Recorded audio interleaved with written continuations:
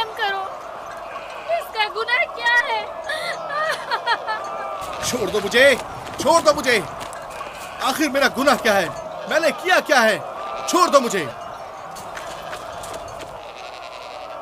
छोड़ तुम दो ही मुझे। निगरानी करो, मैं देखता हूँ क्या हो रहा है। ठीक है। छोड़ो मुझे, मेरा गुनाह क्या है? मैंने किया क्या है? छोड़ो मुझे।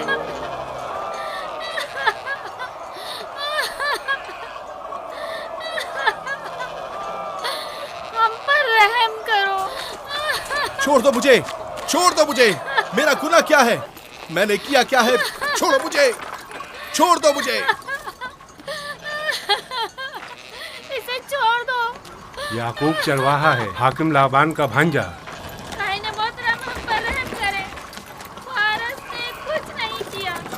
यही सजा है। फद्दान के लोगों, मेरी मदद करो, मैं बेगुनाह हूँ। वारिस को सजा मिलनी ही चाहिए।